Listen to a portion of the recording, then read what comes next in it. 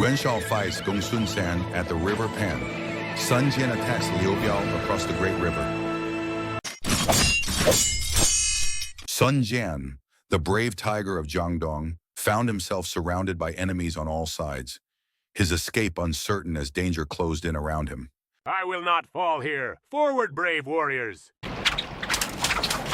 Just as hope seemed lost, Chengpu, Huanggai, and Handang, three loyal generals burst into the fray, fighting with unmatched courage to shield Sun Jian from danger and clear his path. Beaten but unbroken, Sun Jian's men fled southward.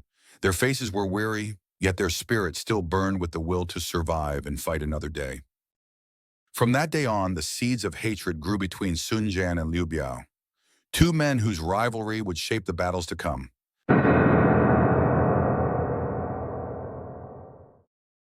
Meanwhile, the mighty Yuan Shao faced a dire problem. His hungry army had little food, and without supplies, even his strength would soon wither. Imperial protector of Jizhou, Han Fu, though cautious, sent supplies to aid Yuan Shao's troops. For a moment, it seemed cooperation could bring peace among the lords. But in every court lurked schemers. Peng Ji, crafty and cunning, whispered a bold plan to Yuan Shao. My lord, Jizhou is rich and strong. If you desire it, you must take it not by force alone, but with a clever strategy that will deceive your enemies. A secret letter traveled through the night, carrying words meant to trick Gongsun Zan. In Yuan Shao's letter, he promised, if we defeat Jizhou together, the land will be divided equally. Half for you, half for me. The sealed words carried ambition, wrapped in silk and wax. In the meantime, Yuan Shao had sent to warn Han Fu of Gongsun Zan's threat. Believing danger closed in, Han Fu's heart filled with fear. His counselors urged him to choose safety, though his choice would soon cost him dearly. Why not let Yuan Shao take command? They urged. Faced with pressure and fear, Han Fu leaned closer to surrendering his land and people. Only Gang Wu stood firm. He warned Han Fu, to hand power to Yuan Shao is to put a tiger in charge of the sheepfold. This path will bring ruin to us all. Yet fear won over wisdom. Han Fu yielded Jizhou to Yuan Shao, not knowing the sorrow and betrayal this choice would soon unleash. In secret, Gang Wu and Guan Chun plotted against Yuan Shao, but the attempt failed and both brave men fell beneath his ruthless power. With rivals slain and power seized, Yuan Shao ruled Jizhou. Han Fu, stripped of strength and honor, fled into obscurity, his tale ending in quiet despair. To seal the promise, Gongsun Zan sent his own brother into Yuan Shao's camp as a pledge of trust. Yet in those restless times, even blood ties could not guard against betrayal. Gongsun Yue, sent as an envoy, never returned. Yuan Shao's treachery was revealed through blood, fueling anger and sorrow in Gongsun Zan's heart. Grief turned to rage. With his brother fallen, Gongsun Zan swore revenge, raising his spear to the heavens and vowing to strike Yuan Shao without mercy. Brother, your death shall not go unavenged. At River Pan, two mighty armies faced each other, the air trembling with anticipation. One spark would unleash a storm of steel and blood. Before swords clashed, sharp words cut first. Pride and rage filled the air as generals hurled insults, their voices like thunder before the storm. The duel began fiercely. Wen Chou pressed and Gongsun Zan met him blow for blow. Dust and sparks filled the battlefield like fire and storm. Soon, Wen Chou's strength proved overwhelming. Forced to retreat, Gongsun Zan pulled back into his lines, while his men scattered like frightened birds before the raging storm. The storm did not pass, it intensified. Wen Chou's spear struck down Gongsun Zan's generals, and the battlefield trembled. Broken and desperate, Gongsun Zan fled as his army collapsed into chaos. Stripped of his arms and cast from his horse, Gongsun Zan tumbled into the dirt, his life hanging by a thread as Wen Chou closed in. At the brink of death, salvation came. A young warrior of commanding presence rode forth, his spear steady, his courage unyielding before Wen Chou's wrath. For 50 rounds they fought, neither yielding an inch. When Gongsun Zan's reinforcements arrived, Wen Chou withdrew, leaving behind the name of a new hero. His name was Zhao Yun from Changshan, a hero destined to leave his mark on history. Zhao Yun declared his loyalty. Once a soldier of Yuan Shao, he now stood beside Gongsun Zan, a hero ready to change the tides of war. From this day, I fight for you. With Zhao Yun at their side, Gongsun Zan's white horse army thundered into battle, a force as swift and dazzling as lightning on a summer sky. But danger awaited. Ku Yi, a cunning general from Yuan Shao, prepared a deadly trap waiting for the white horse army to charge blindly into his jaws. The trap was sprung. Gongsun Zan's general Yang Guang fell, and with him the proud banner of the white horse army sank, striking fear into every soldier's heart. Amid the chaos, Zhao Yun fought like a god of war. His courage rekindled hope, and soldiers found strength in his shining example. Victory slipped from Yuan Shao's hands.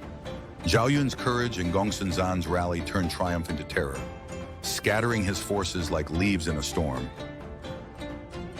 Zhao Yun's fury nearly ended Yuan Shao's ambitions that day. Only desperate guards saved him as the young hero carved his name into history's memory. Together, the three brothers entered the battlefield. With their unity and strength, they struck fear into their enemies and inspired hope in all who saw them. Defeat turned to terror as Yuan Shao fled the battlefield. His cries and the dust of retreat marked his shame, scattering his army into disarray. In the calm after battle, Zhao Yun pledged his loyalty to Liu Bei.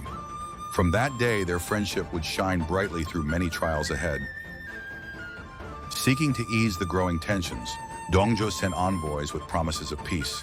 Yet behind the words of truce, darker ambitions stirred within him.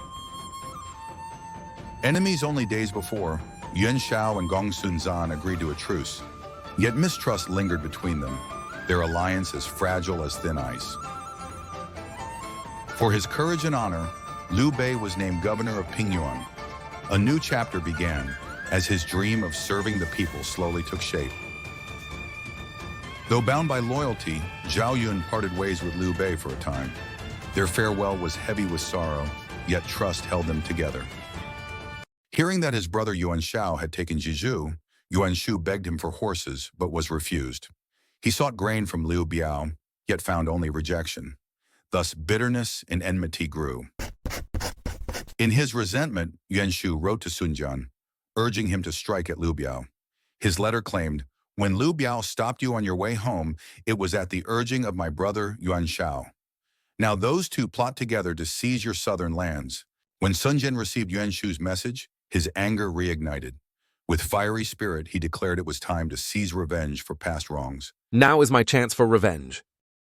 Chengpu warned his lord of danger ahead, yet Sun Jian, bold and unyielding, would not turn back, for honor and revenge burned fiercely in his heart. Eager for glory, Sun Si joined his father's army. With courage and spirit, he stepped onto the path that would one day make him a great leader. With his son beside him, Sun Jian led his fleet against Liu Biao. The drums of war thundered as the river carried them toward destiny. Liu Biao's men rained arrows upon Sun Jian's fleet, yet through wit and courage, the soldiers turned danger into defense, outsmarting their enemy's trap. With fierce determination, Sun Jian crushed Liu Biao's general, Huang Zu, in his army. Victory rang across the battlefield, his courage and might shining like a blazing flame of triumph. Father and son, Sun Jian and Sun Tzu, rode side by side. Their charge thundered across the field, shaking enemy lines with unstoppable force. Liu Biao's two generals, Zhang Hui and Chen Sheng, fell by the son's hands. With their deaths, the enemy's spirit faltered, fear spreading swiftly among their ranks. Broken and defeated, Huang Zu fled from the field. His only hope lay with Liu Biao, to whom he carried his tale of disaster. Another of Liu Biao's general, Kai Mao, took command of a new army. With fresh soldiers, he marched to challenge Sun Jian once again. Once more, Liu Biao's troops were crushed.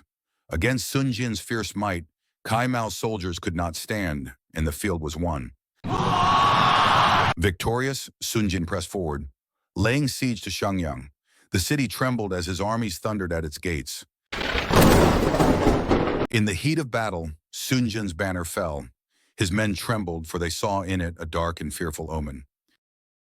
A strategist, wise and steady, spoke plainly. Sun Jian's end was near. His calm words chilled the hall like a cold wind.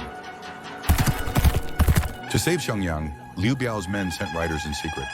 Help was sought, for alone they could not withstand Sun Jian's fury. Lu Gong prepared his ambush well.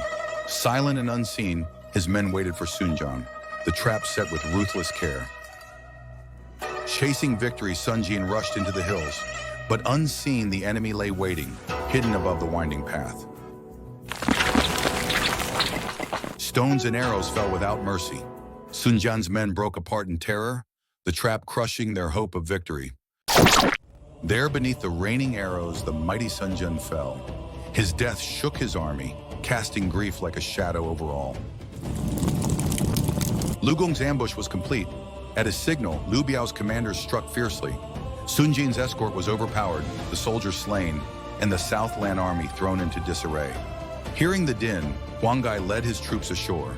In a furious clash, he overcame Huang Zu, capturing him alive, a prize for the Southland forces. Now, Liu Biao will have no choice but to bargain. When Sun Si learned of his father's death, his grief shook the camp. The soldiers joined him in tears, their cries echoing across the river. How can I return home, leaving my father's body behind? Huang Gai proposed a daring plan to trade Huang Shu for Sun Jian's body. At once, the veteran Huan Ji offered to brave Shangyang and plead for peace. I will go. My old friendship with Liu Biao may win us mercy. Moved by the request, Liu Biao agreed. He promised Sun Jian's coffin would be returned once Huang Zu was freed, and peace declared between their lands. Let there be no more bloodshed. Take back your lord's body in exchange for Huang Zu. But Kuai Liang stormed in, his voice thunderous. No, kill the envoy and let none survive. The hall trembled, the peace now hanging by a thread.